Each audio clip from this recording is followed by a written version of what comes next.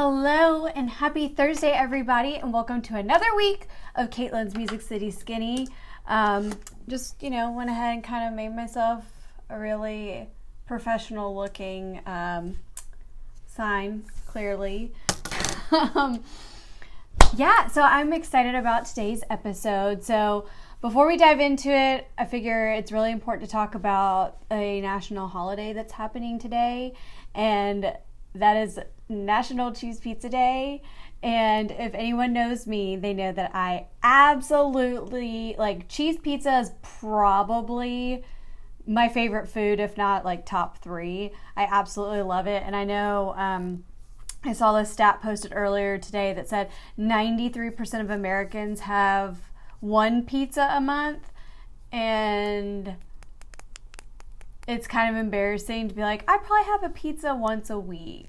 I mean, it might be every 10 days or so, but that's just how much I love it. So, so happy National Cheese Pizza Day. I went ahead and went out to Two Boots and got myself my favorite gluten-free pizza, and it was delicious. And then, of course, I had 2 hairy boys that were staring at me the whole time, and so they got some crust, and, they split a piece of pizza. So anyways, before we dive into today's topic, which is how to really make your house stand apart in showings, like how to really just make it shine during showings, I also wanted to mention that this weekend is Nashville's home show that's down there at the Music City Center. So if you need any renovation ideas, or if you're just looking for new cute things for your home, then you should head on down to the Music City Center, because that is where they're going to have all of the design and info and inspiration for you. And one of the really cool things is they have 3 celeb speakers, and one of them is Lori Smith from Trading Spaces. Astro is going to make an appearance again, like clockwork. It just happens. He sees another dog, so that's him. But yeah, Lori Smith of Trading Spaces is going to be talking, and I don't know about you, but I know that Trading Spaces was a really big deal for me back in the day. I remember my mom and I would watch it all the time. So that's really cool. She's going to be there. So anyways, let's get to today's, come here, Astro. You want to come say hello? There you are. Say hello. Say hello. Well, there's Astro's daily appearance. So, today's topic, we're talking about the 3 things that you can do that's really going to make your house shine during showings.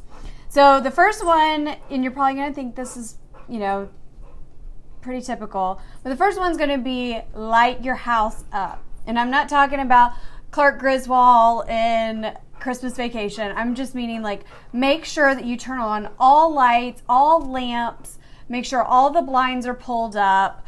You really want to make sure that your house is really going to show well, because when it's lit up, then people, when they first walk in the door, they get a more warm and inviting feeling versus, no one likes to walk into a dark and dreary home.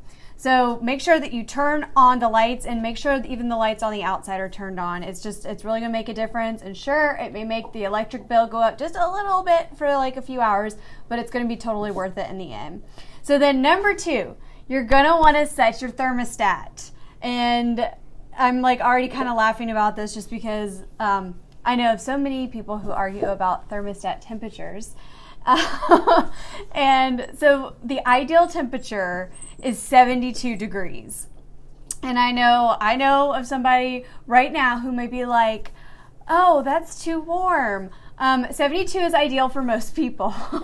Now, that will fluctuate, though. If you're doing showings in the fall or the winter, you may want to crank up the heat if it's a particularly chilly day, or if it's in the sun, say it's next summer, or this 100-degree heat that we're experiencing in Nashville right now, you may want to crank the AC a little bit more, just because whenever the people come in your house from outside, you want them to feel relief from whether they're hot or they're cold.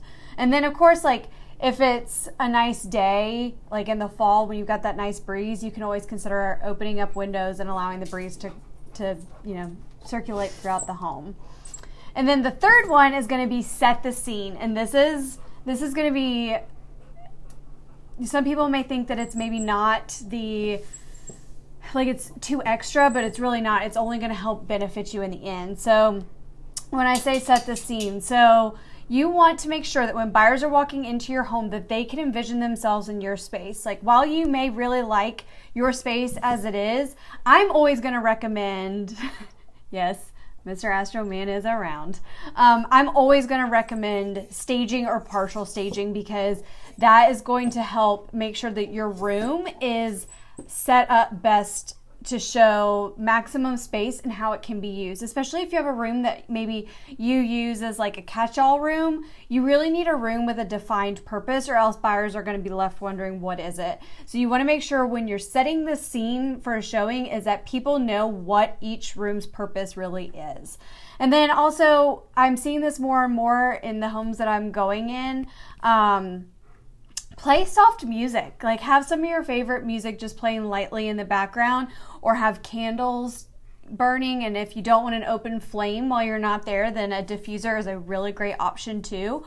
Or if it's, in the fall, like say, you have some Saturday showings, go ahead and turn the game on. Like, it's going to help better set the scene for when people are walking in and they're going to say, you know what, I could see myself living here, watching football on a Saturday and enjoying it.